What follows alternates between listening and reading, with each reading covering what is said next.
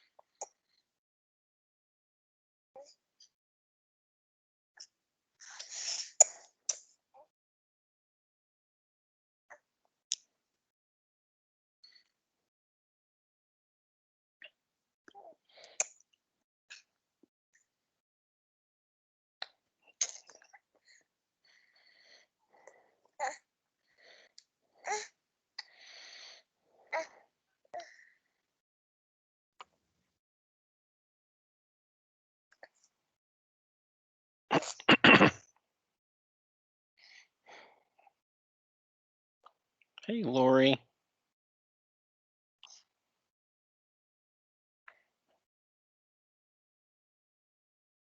Hi, I'm working on my audio. Is it working?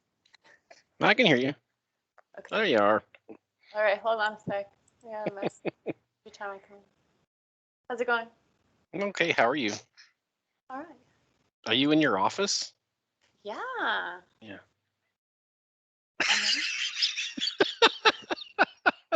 We're moving at the end of the month, or actually at the end of June. We're moving, so it's only my office for a little bit longer, and then so might as well enjoy it while I can. Are you going to a new building or something like that?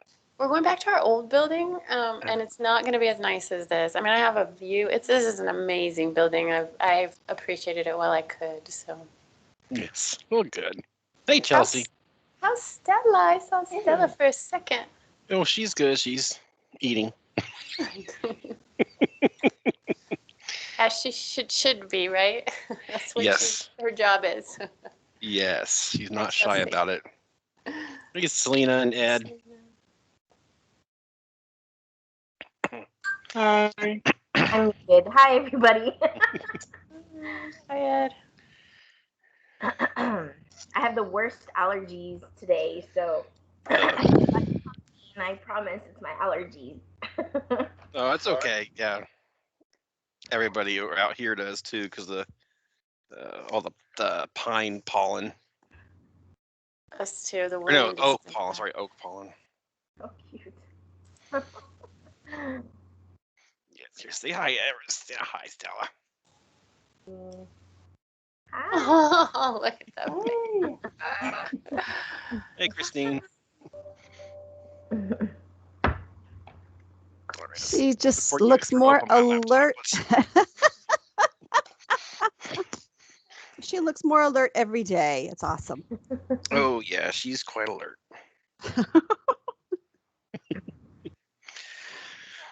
Okay, so Sandlin may be able to join us later, or she'll kind of be in and out. Some stuff come up with her mom, so she's just kind of back and forth. I think there may be some more folks that still jump on. I don't recall. But let's go ahead and get started. I sent out. Everybody should have seen an invite for a Google Doc for today, actually, for this meeting. Do you all want to just go to it yourselves, or do you want me to share it? Share it. I think that would be. Oh, you want to go to it? Okay. It doesn't matter to me. Whatever let's do Lori's idea. If somebody could actually type for me, Mom will hopefully be done here in a little bit, and she can come get her. I'm happy to type. I just have to find it first. Okay, no problem. Is this the branding ideas one, or is this something else? No, this says reach. What are we doing? That's the. And you sent it today? I got it. Yeah, just earlier, probably just this morning. Okay. Or no, but earlier this afternoon is when I made it. So Here's the link. I'm gonna put in chat. Oh yeah. Okay. You beat me.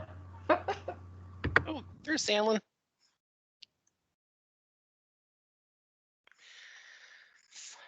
Okay, so we just gotten started. So Sandlin, you want to go ahead and?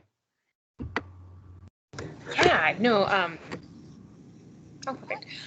Basically, we just wanted to. We're in the process of doing the shared needs assessment with all the other projects, and I think it's really important for us to think about, right? Because we're going to have to do some kind of like big group negotiation. And so what I want to do is this exercise of thinking about what information do we really need to get that's going to be actionable, right? And so I've talked to other groups and they're like, well, I want to know demographics. And I was like, well, is that actionable to you? And so I want us to say, what's actually going to help you all do the work that you need to do, right? What information is essential? And so I kind of had in this Google Doc just 2 main questions to think about. And then at the bottom are questions to think about for later, not for right now. But they're just to saying, like, what information do you need to do the work that you need to do, right? And it's just big picture stuff. Like, do you need to understand misconceptions? Do you need to understand intention, experience, all of that, knowing that they may not be the same individuals, but they may, right, be the pool that you're going to recruit from for the workshops, but really trying to characterize it. And so I just want to have that conversation ahead of time instead of going back and forth. And if there are already questions that you know you want to ask, put them in. Be like, I really want this question included. But I want to be able to take all this back to the group and be like, these are things that matter to this project as we're doing that shared negotiation. So, one of you indicated that you'd like this shared on the screen. Do you want me to share it, Andy, so that way everyone can see it? Or I got it right here. I'll do it. okay. There you go.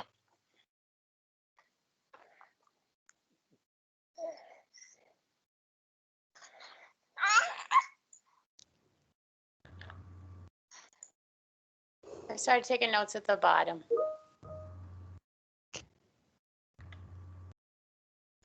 So one of the the reason this came up, having this meeting today, is because Sandlin and I started talking about needs assessments last week, and we hadn't been talking very long before we kind of realized we have some questions that we need to answer first before we can start doing a needs assessment.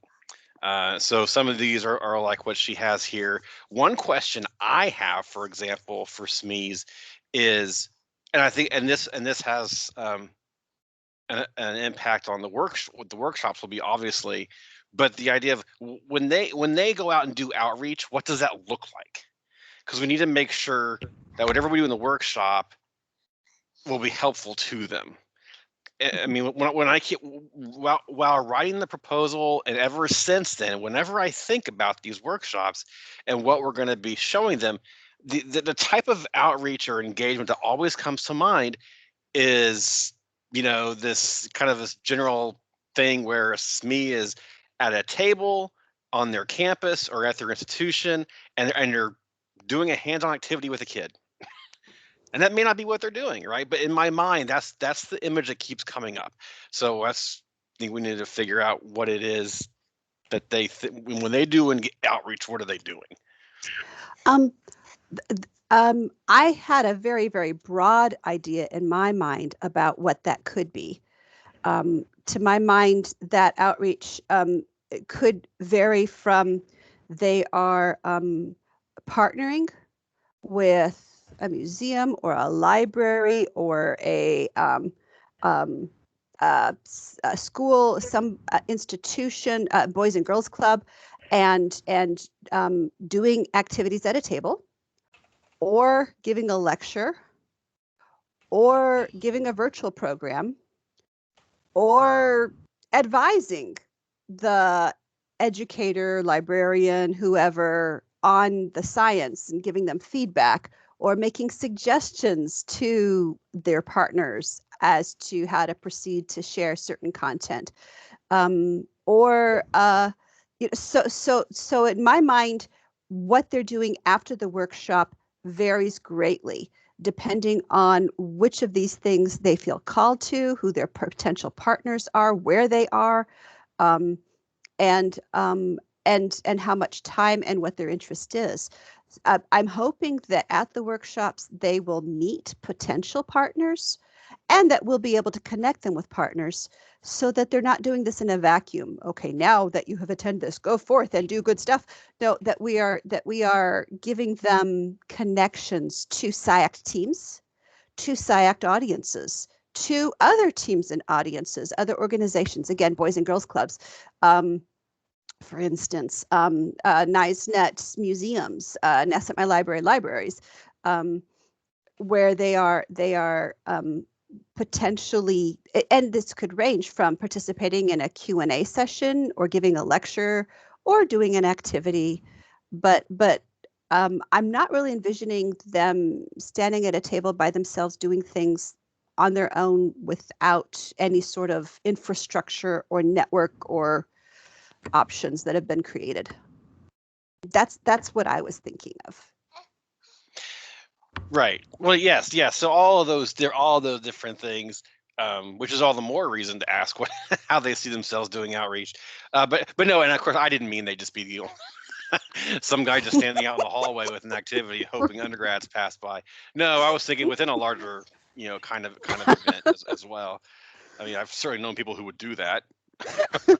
There's probably one time I would have done something like that. Oh my gosh, Andy, the visual on that is hilarious. I'm sorry, that is hilarious.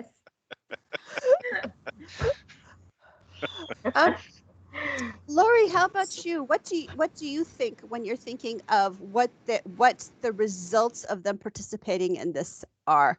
And does anything that I've just said differ? Do you have additional ideas or concerns about any of these? And you as the well. results, like you said, it's so wide ranging. I think you hit the nail on the head with this idea that it's context dependent. I love this idea of really making sure that we have built this. It's almost like, for lack of a better word, a professional learning community kind of people who have participated in the workshops, who can then draw upon one another, like, so they're not standing there alone. I did take a few notes on what we had talked about with Astro Camp, because that was and that's exactly one of the things, like, what is the balance of how much are they at a STEM table versus how often are they doing a really long-term engagement with a partner? Like, maybe it's multiple engagements. That's something that wasn't brought up, right? And again, favorite activity. I know that came up a lot, and I was looking at the past workshop things that you had shared, Christine. And if it is an engagement where I'm working with the public, then I probably would have a favorite activity. But and I think it would be good to have a pool of resources, like we said, that could be tailored, because again, our goal is to build those relationships and to help them tailor and connect with the people that they're going to be working with, whether, is it, K to Gray? It could be anyone. And totally dependent. That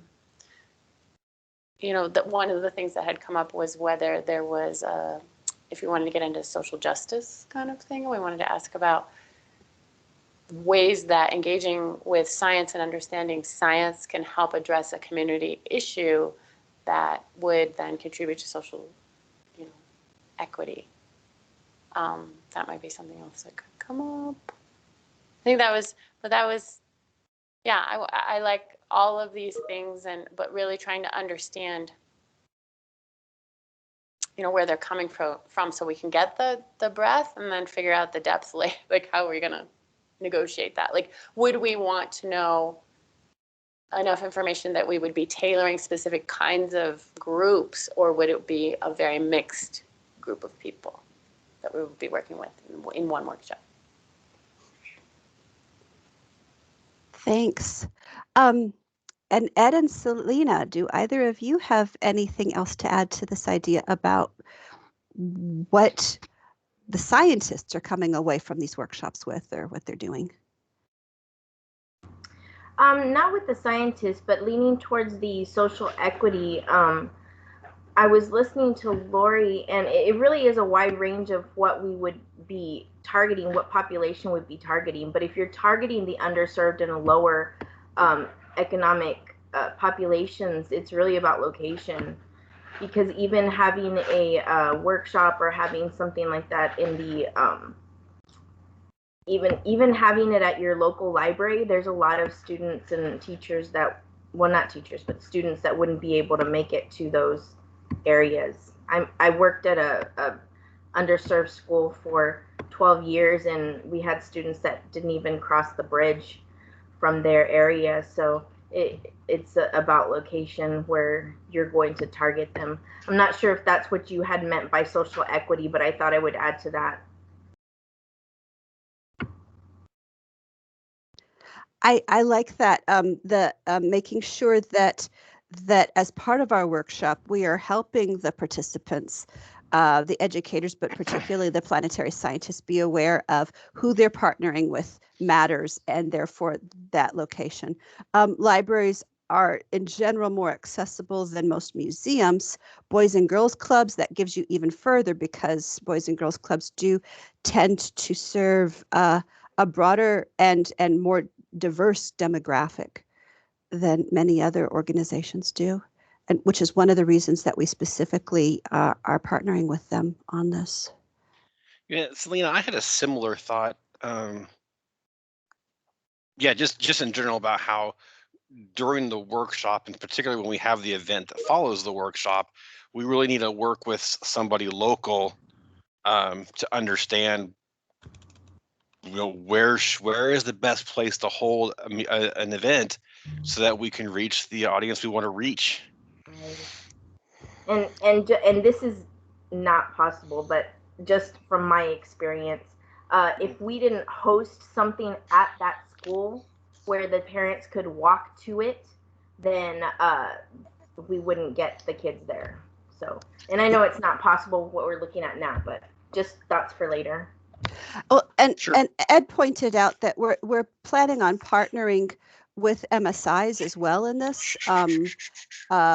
We haven't made any of those initial agreements yet, but we're planning on partnering with MSIs in particular. There's one institution that was pointed out that is an historically Black college that that has a planetary department, but all the planetary faculty are white. And it would be, so if, again, if we're at encouraging them, not just libraries and clubs, but also maybe partnering with universities, partnering with MSIs, and that might be a great way to reach out to certain communities as well, and bring some of those families for events at that community. Right.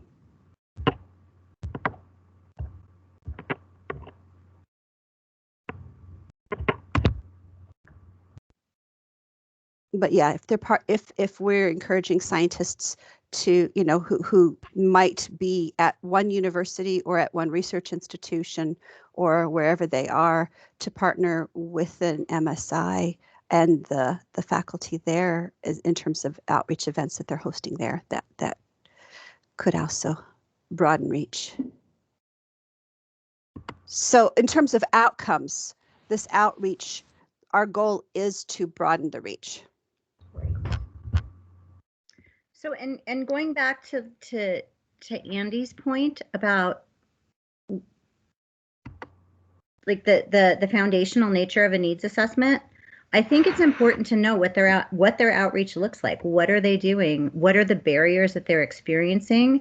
And what are some of the facilitators, like, even if it is difficult, why do they continue to do it? What motivates them to keep going back and engaging in these outreach activities? And maybe some of the I think having a really solid understanding of the barriers and the facilitators and what current practice is can inform some of the design of the workshops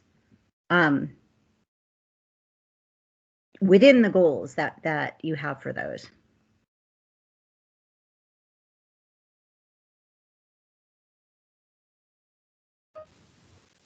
Amy, were you trying to add something?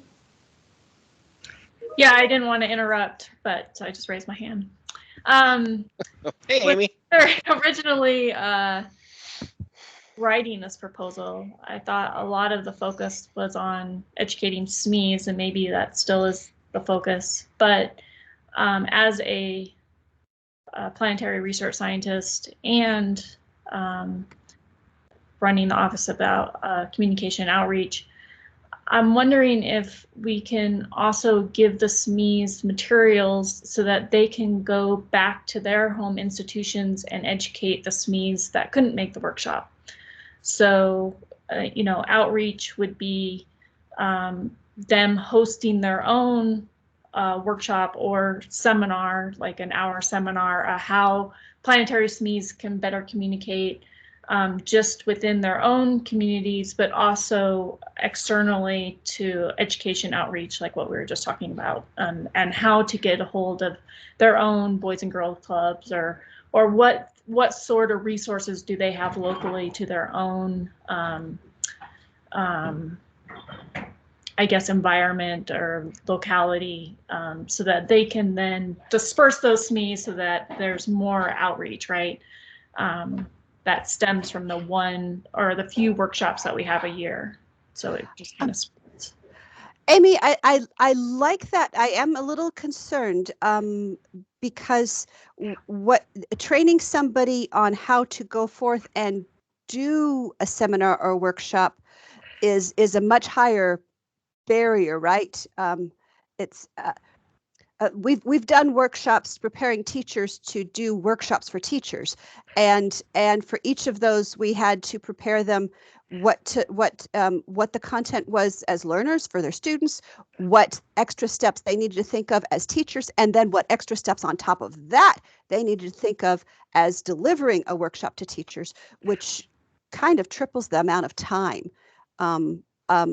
But it's not that couldn't be done, not that participants wouldn't be welcome to do that. And in terms of materials, absolutely, we want all of the activities, all of the resources, the PowerPoints, everything else that we create for the workshops to be accessible to all of the workshop participants after the workshop. Absolutely.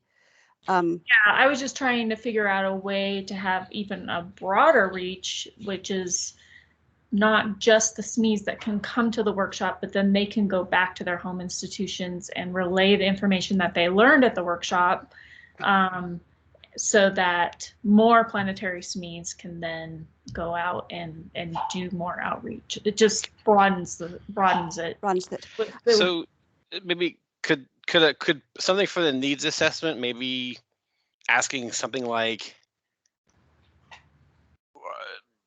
something to the effect of, would they be willing to take what they learn? Would they be interested in taking what they learn and sharing it with other people in their department or mission, whatever, to kind of gauge that kind of interest? Yeah, that's a good one. And or their comfort level with it or something like that. Or also, would they be interested in helping us with the seminars that we're planning on doing at conferences as well? Because, we do have the plans to do things at AGU and DPS and LPSC. So if they would like to participate in those and help to present, that would also build their ability. And as scientists who've been through the workshop, they can speak, what they've learned and as well. So those are all. Maybe you guys already said it, but so something that scientists would walk away from the workshop is already canned activities that they can take to the libraries and things like that. And so they have all those resources available for them. Yeah, that's something. Yes. Okay. and that is something that we'll get to eventually. But right now we're just kind of thinking, what do we want the SME? What do we need to find out from the SMEs to help us put in the needs assessment that will then help us with the design of the workshops and everything. So that's what we're trying to do right now. Okay. But those are very valid points, very valid questions, and yes. Okay. Well, if you were asking me as a scientist, that's what I would want. So you can add that to your needs assessment.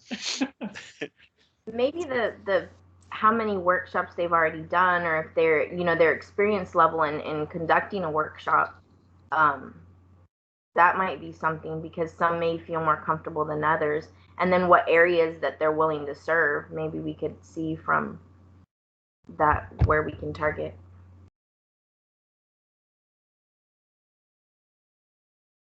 And piggybacking on that, Selena, I know that the past workshops talked about presenting skills. Like, how comfortable are they with presenting, or is that something they need?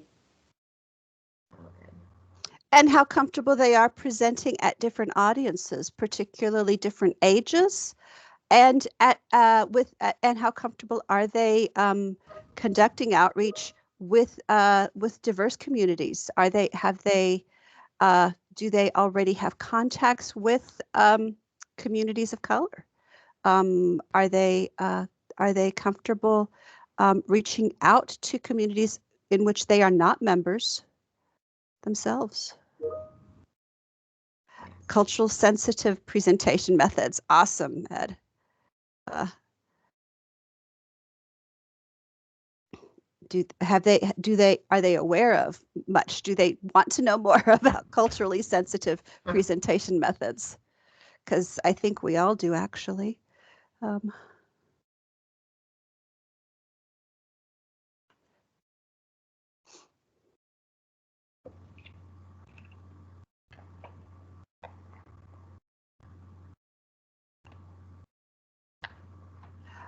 Did we catch Ed's earlier comment or question? But I think we did, from between what Lori and Ed both said about building bridges, how connect, how these outreaches might build bridges for participants of the outreach. But although, again, as Amy, you pointed out, our primary audience here is the scientists.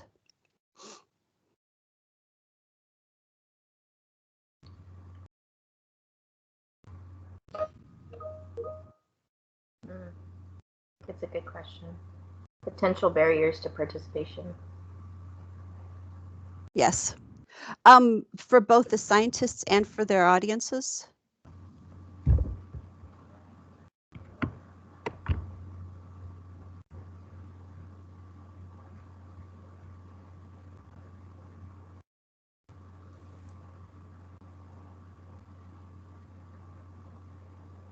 Are we thinking of a menu kind of thing, like or I mean, I guess that gets down to the nitty gritty of actually creating the needs assessment, but like, would you say these are the kinds of things we're thinking about offering, which are of interest to you? I mean, like, we could flat out say this is our goal.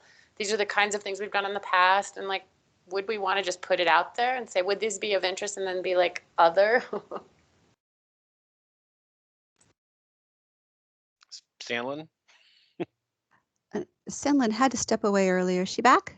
Oh, okay. She's okay. Probably not. Susan, what do you? Susan or Chelsea? What do you guys think? Is a needs assessment a place to kind of put a multiple choice kind of thing? Because in one hand, they could maybe just never. Maybe it could be somebody who's never thought about that, and so they don't know how to answer that question.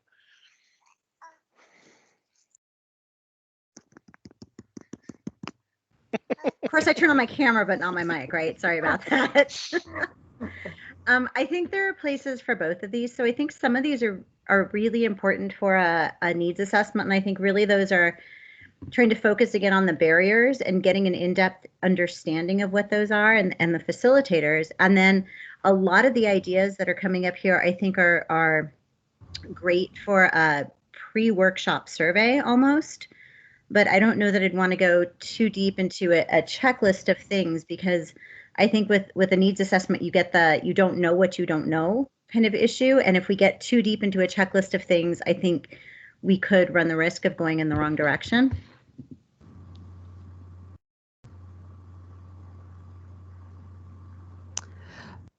Do we want to know, in terms of the scientists, a few things about how much time they're interested in or willing to dedicate to outreach? Do we want to know in terms of our plan for the workshop is a several-day workshop. Their willingness to actually dedicate the time to doing that. And then simple logistics, I think that we'll have a percentage who say, yes, you need to do this, and yes, I want to come, but don't do it on the weekend. Or yes, do it on the weekend because I'm teaching during the week, or don't do it on the weekend because my personal time is valuable and you're infringing on it. So I don't know how much of that would actually fall into this and how much wouldn't, and how much we just assume that there's going to be people on both sides of the aisle for that one. Maybe it's a question of how many days are they willing to dedicate to a workshop? You know, we're envisioning a couple days, but in actuality, it may have to be shortened to a day and a half or something like that. I don't know, depending on.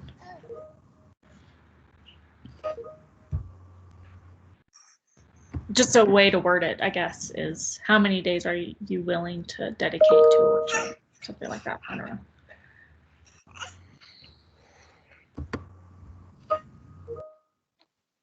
And Ed, I like that. What do you think your strengths are in outreach, and what do you think your weaknesses are? One thing that will help in terms of the time is that we have funds for stipends. So if they need to, they can use that for their time. But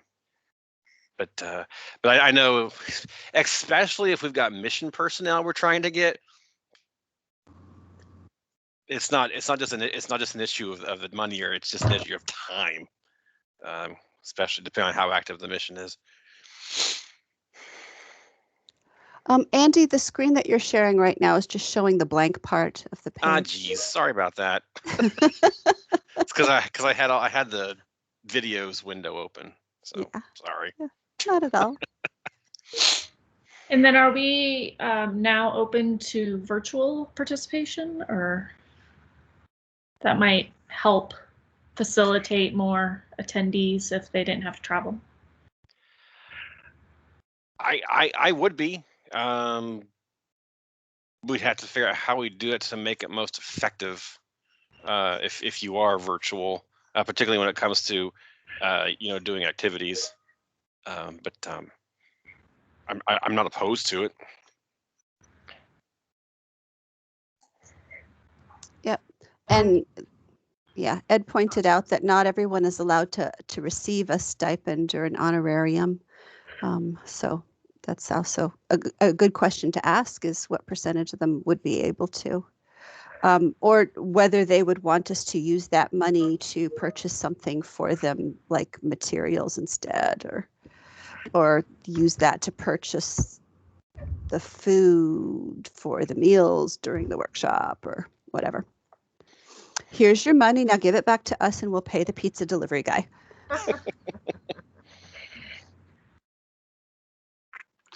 So in the needs assessment, you might ask if they would be open to a virtual workshop. If they have a strong preference for it. In terms of delivering workshops, though, Andy's pointed, we're not going to have like a 2-day virtual workshop. No one's going to attend it. It would be, like stabbing yourself in the eye with a pencil repeatedly. It would be seminars, a series of seminars instead. But if we're doing a 2-day in-person workshop and somebody wants to attend virtually, they can, but I would anticipate that there would be sections that they wouldn't be participating in as fully, since they're not able to physically interact with us in terms of some of the activities.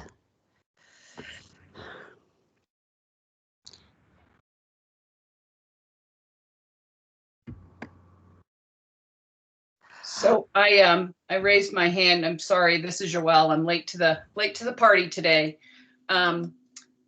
And you may have already discussed this previously, but in terms of the needs assessment, and I was thinking about this when you said some people may not be able to receive a stipend or something like that.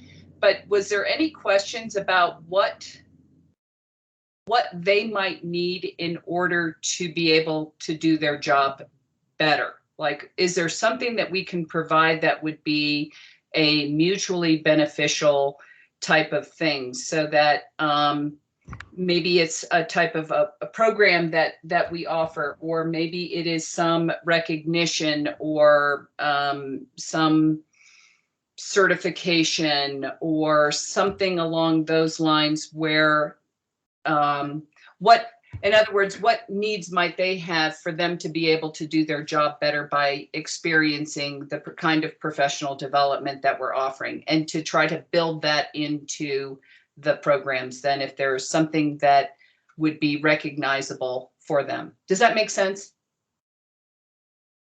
Can you Mhm. clarify job? Do you mean for the scientists to do outreach better, or Well, or let's say, and I recognize that a lot of the scientists have different kinds of jobs. So some may be at a, at a NASA center, or some may be at a research institution. So what would a perk be for them? It may not be that they can get a stipend, so that might not be a perk, but it might be that a portion of their job is to do public outreach and service. What might they need in order to be recognized as such? So if they came to a series of these seminars or professional development, not the 2-day, stick the pencil in your eye, that was very useful for me, Christine. But maybe there's something else. Maybe there is some certificate for public outreach. Maybe there is some other recognition that they may need in order to say, hey, I participated in this. I can show that this is something that is of value to my institution, not just to me. Stella. Yeah, no, I know what you mean, Joelle. Because I had that same thought, maybe not to that kind of depth, but just the idea of like having something that they can take back with them. I don't want to say it's more credible, but has a little more weight to it. Right. And I ran it by a few people about the possibility of getting like a letter from Lori Glaze, Planetary Science Director. People I talked to about that liked the idea. They said that may be very difficult to do, just in terms of bureaucracy. Yeah, but maybe there's something else other than just a letter from Lori. Maybe, like, I'm just thinking that so many things now come with digital badges or some other Yeah. kinds of things. Like, this is a needs assessment kind of brainstorming. So is there a need out there? I mean, and if everybody says, no, we're good with nothing, then we don't have to scramble to think of what could we do. Right. But no, yeah, but yes, that would be that's a good question, a good thing to find out. so? And Joelle, you might have missed earlier. Amy was suggesting that we provide them with the materials so that way they bring it back to their institution and share it with the others at that institution as well. For some of our workshops, we've actually done physical binders. But these are teacher workshops where it's a physical binder, and other teachers have said, it's just a paperweight and I'd rather just have the files. And they've kind of gone back and forth on that. And some of them really, really want a physical binder that they can take notes in and things. I realize that's really small, and we don't need to answer that necessarily in the needs assessment. But if there is something like that, something physical that they're bringing back, does that make a difference to them as well? And wouldn't that depend too, Christine, on what the context is in which they're sharing? Because, for some, I know that some of the SMEs that we are working with, they may end up having to do big festival-like things. So like, I want something that is quick and dirty that I can do with, 10-year-olds 40 times a day. Or for someone else, it may be something else. So I think maybe having a smorgasbord of different resources that might fit particular outreach needs, because that's not a one size fits all either. Right. Or I've been asked to do this talk in a classroom. Maybe there's some slides.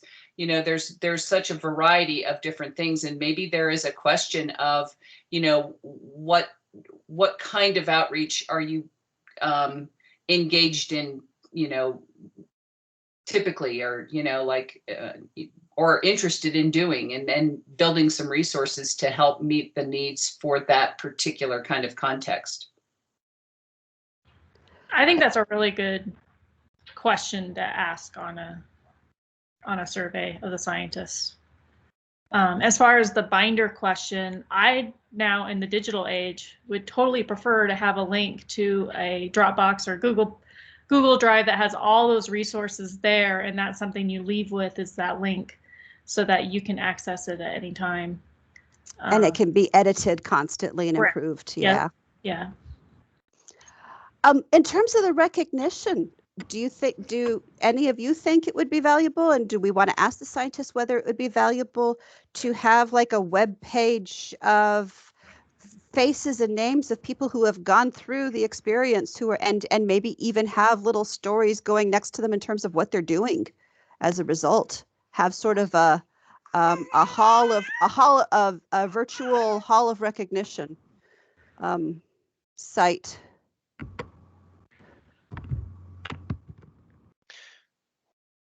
Well, I think in general, having faces and like quotes from people, if we can get it from them, to have on the site is just a general thing for helping to promote the workshops is good. Now, whether or not we have a whole database like that, I don't know.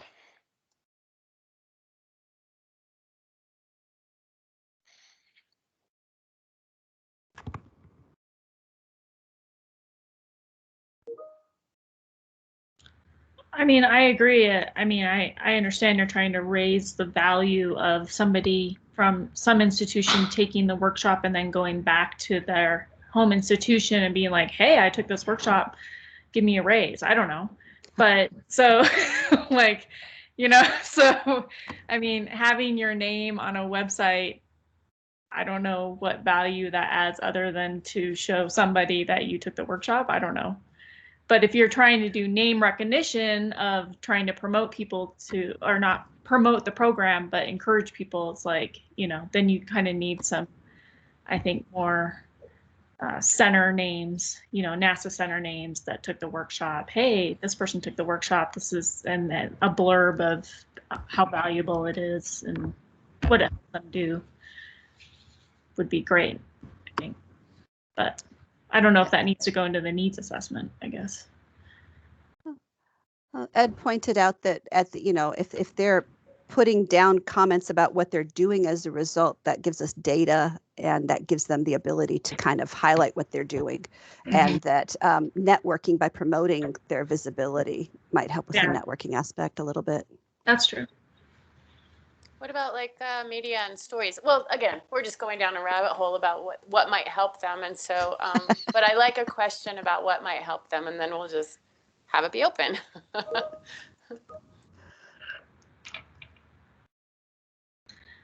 I also think that because EPO was taken out of the NASA budget, a lot of scientists, especially newer scientists, don't know how to set up something like this, or who to contact, or what resources they have locally, or how do they even start the process. And maybe their institution doesn't even have a EPO division, right? And so they're kind of doing it all themselves. And so where do you start? And that's a great question to find out. Do they have somebody either at their institution or that their institution works with a lot?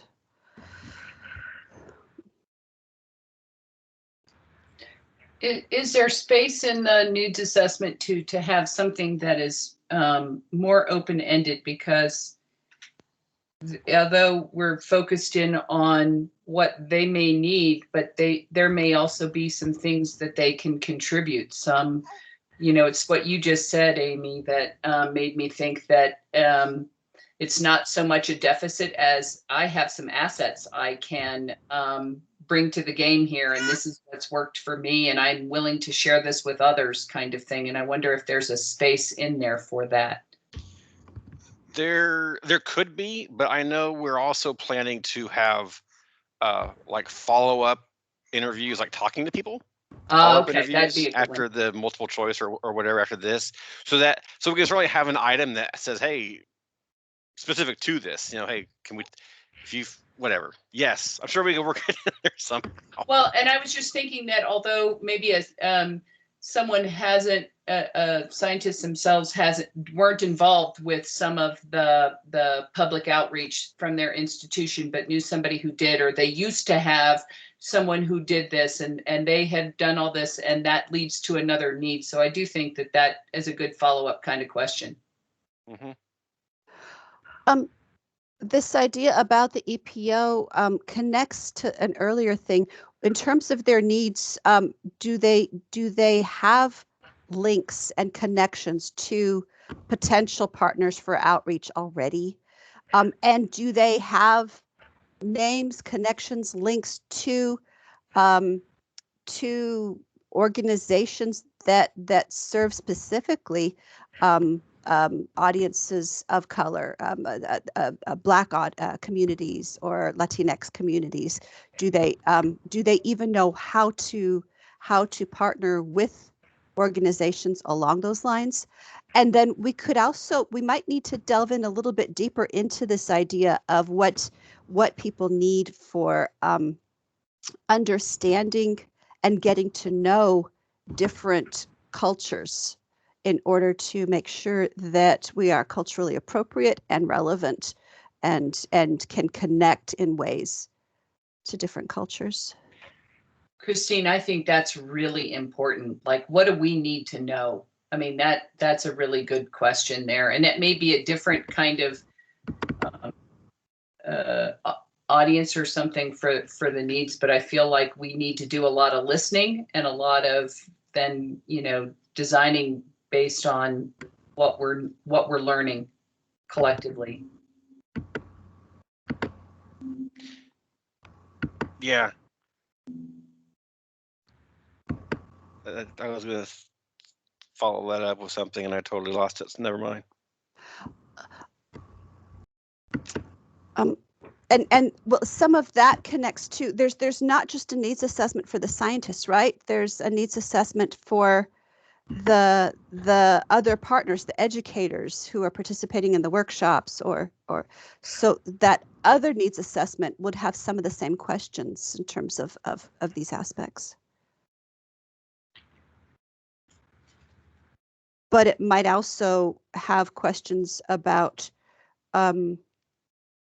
what are their goals for their audiences, to make sure that we're making the scientists and the educators aware of commonalities and disparate aspects of their goals in terms of, well, I'm a scientist and I want you to learn more about my mission and about Mars, versus I'm a leader at the Boys and Girls Club and I just want the kids to see how awesome a scientist is, and that you work hard, and that that if they work hard and they try hard, and that it can be a lot of fun, and I want them to hear that your job is fun. So yeah, and so okay, I remember what I was going to say. So in terms of like a needs for educators, there's I guess I can't remember what they're calling themselves, diversity group or something for the SciAct. They're in the process of kind of collecting that information from the SciAct. What do they need to know? So I don't know how quickly that's going to move, but there is a working group that's doing that.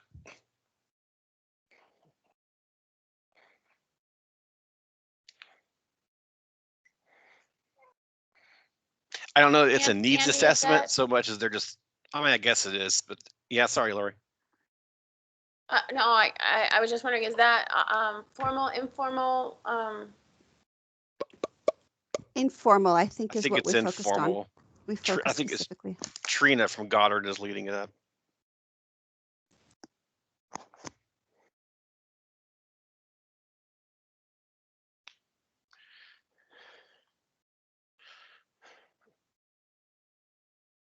Well, no, it's a they're finding out from the SciAct what their needs are in terms of working with underserved. underrepresented groups. So not necessarily, it's within the SciAct itself. So if we want to include, if we want to say informal education to,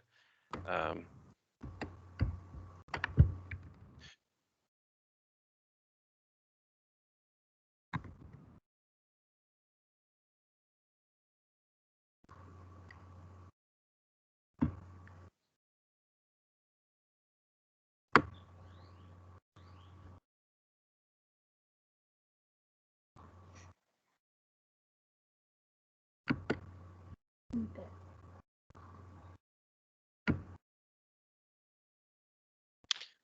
Anybody else have any other thoughts about what do we need to know from SMEs to be able to design our workshops?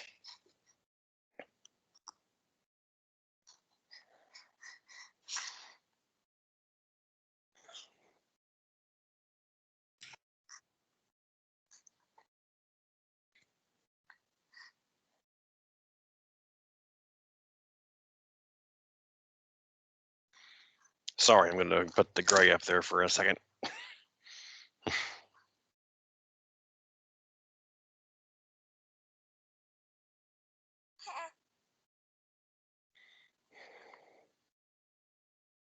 Is it too, it's probably too broad to ask what their expectations would be for a 2-day or a 3-day workshop? What, right? No, I think that was actually something that Salen, that we had in the proposal. Okay.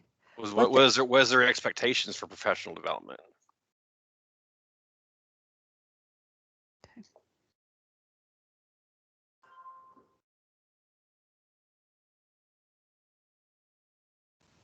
I'm just looking back at the list of things that our goals were, and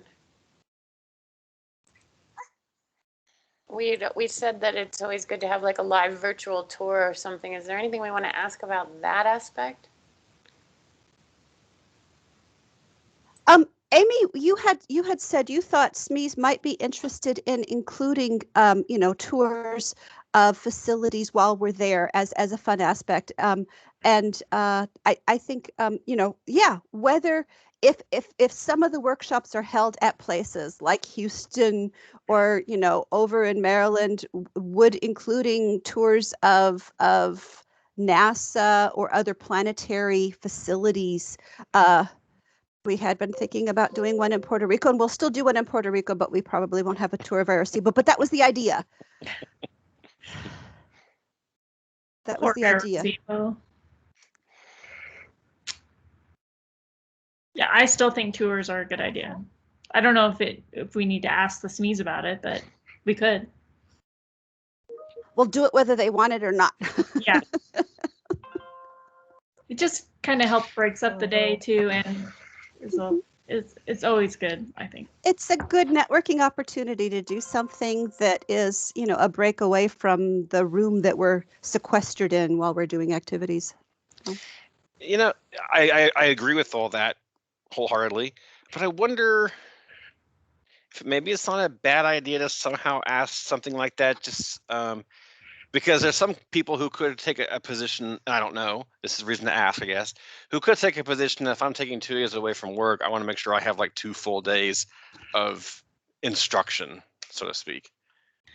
Hey, what if it's actually doing an actual outreach event? So what if we all, maybe that's too much to ask of all. No, that's of a boys and girls club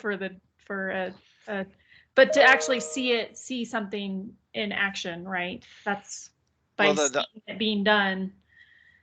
Yeah, no, you're right. And the plan is to, at the end of the workshop, whether it's the next day or maybe that evening, depending on the workshop schedule, we're going to do that. We're going to go just to an institution in the area and hold a public event that then gives the SMEs a chance to use what we just talked about in the workshop. Okay. Yeah.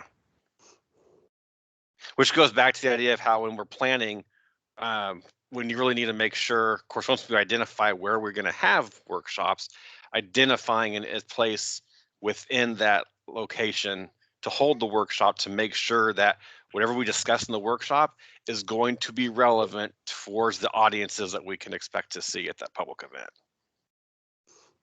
And Ed, that's a great question. Are we going to provide feedback to the participants in terms of how it went and how they could improve? I think we'll discuss that in the workshop design, and that's something that we'll definitely need to address. How to do that in a way that is encouraging and not discouraging. Well, no, this is my chance to make somebody cry. You hear about PhD committees making people cry in their dissertation defenses, and this is my turn. Not that I cried or had a dissertation defense. Go on, Andy. I was going to say, like, that must have been quite the experience during your defense. You're still holding on to that. I've just heard stories. I've just heard of stories. I'm thinking of going back to that idea of perks for folks, and something that you said, Andy, sparked it, that, taking 2 days off, and wanting to have the learning and those kinds of things be in there. And I'm just wondering too, that I know another aspect, and this isn't a well-formulated thought, so let me just preface that, because it's forming and I'm thinking out loud. Another perk really are publications. And so I'm wondering if there is some arrangements to be made, I don't know if it's Connected Science or with NSTA or something, like maybe a special publication where we could invite the scientists that are doing some of the outreach events to collect some data and to publish on what they're doing. This, again, not very well formulated thought, but it goes back to what the kinds of nature of the perks that would be deeper incentives beyond just this is a good idea, or maybe I need to do this for my job, or I like to do this, or I've been asked to do this. So I'm just, again, wondering if that might be part of the mix. But then if we find out that information, then we have to do something with it. So if we're not prepared to do anything with it, then don't ask the question. No, that's a good idea, I think. And this has kind of come up, I mean, not that specific idea, but the idea of okay, well, do we need to have SMEs do surveys when they're at their events? And Susan, what do we ultimately come up with that question?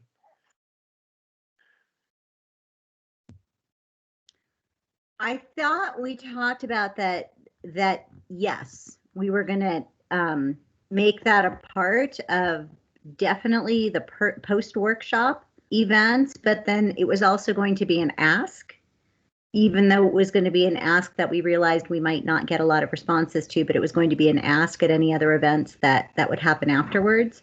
And even if we did not get responses about, even if they didn't collect data, we would want to certainly communicate with them and try to learn about what they were doing and where and with whom. So even if not getting data from their audiences, we would do our best to get information from them. And at the very least, we could do potentially like a symposium at AGU or something, or, LPI or something like that where they could share in a professional way the learning that they're doing, that they are received from doing the professional development, but then also that turnaround and what their experiences with that are, because that's where the rubber meets the road, right? Yeah, and during our these seminars we're planning to have at conferences, that could be part of them.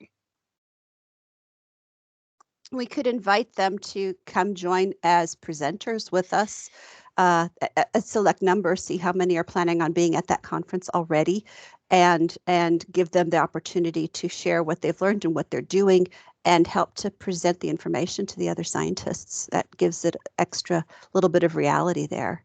And Amy, if they're doing that, then that gives them that extra experience to take that back to their own institution too, like you were suggesting they do. Yeah, exactly what those seminars are going to look like is something we need to figure out. We have to design still, but. And there's no way that we're going to cover everything that Oh no. everyone needs to know in a couple-day workshops. So seminars give us the opportunity to add little bits and pieces of appendices to what we're doing.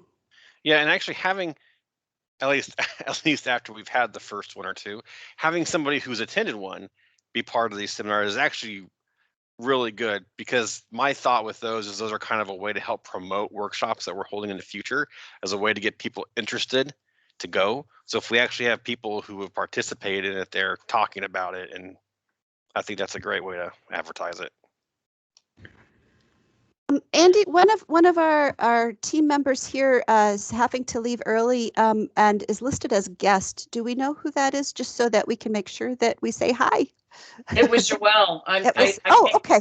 I came Okay. late. I have to leave early. I'm so sorry. Oh, no worries. No, we want to make sure we wrap this up because Lori has to leave too. But we can do this again next week if you all want to take some time now to think about this. Go back and look at this list we put together and do some more thinking. We can meet again. We didn't really think this necessarily be a one meeting thing. So Lori and Joelle, you both got to jump off. So that's great. Go ahead. Thank you so much for coming. Lori, thank you for typing, for taking notes for us. Everybody else who's on, would you, bye-bye. We'll so that may be doing this. Would you all be available next week? Come back next week, next Thursday? Same time?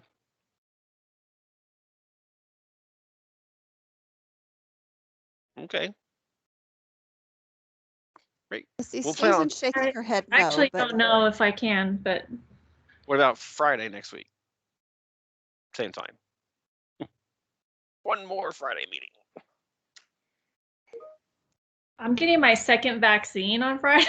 Oh, I'm a little good. worried that yeah. Well, that's okay. you And can just to pencil let me you, in. the day of the vaccine, for the first couple of hours, you're fine. You might get tired later. The next day is the day you need to watch it on Saturday. Yeah. Well, this Google Doc will be here, so you can access it anytime. Go back and look at it, add to it. So let's plan next Friday at 2:00, and I'll send out a thing for that to everybody. Great. So thank you all so much. Appreciate it. I think we may have covered a lot of ground today. Maybe a little too much ground. a lot to go through Is now. there a way to just call into Teams instead of? Is there a phone number? Should be. Yeah. Okay. Yeah. Because next Friday I might have to just call because my vaccine is actually being done. It's hard to get vaccines, you guys. So it's actually over in Grand Junction, which is 5 hours away. Oh so my I will gosh. be in the car probably, so I'll call in. Oh, that's Amy, are you in ridiculous. Denver? Yeah, I live in Boulder, or right Okay. outside of Boulder, in Longmont, and so. But I grew up in Grand Junction, so we were over visiting my folks during spring break, and we were able to get in for a vaccine. But we got to get the second one over there too. So. Chelsea points out there's a Teams app, so that might be Oh. helpful. Well, then you guys could just see me driving. I'll just post it up on my. Hey, I Drive wouldn't mind looking at safely. that. Yeah, but drive Colorado. safely. There is a telephone number in the email Outlook invite that you could join by phone as well. Okay, I'll do that. I'll join by phone on Friday. And that way you're not trying to read anything at the same time. Or... Yeah. All right. Well, very good. Well, thank you all very much. Appreciate your time. Bye-bye. Thank you. Bye.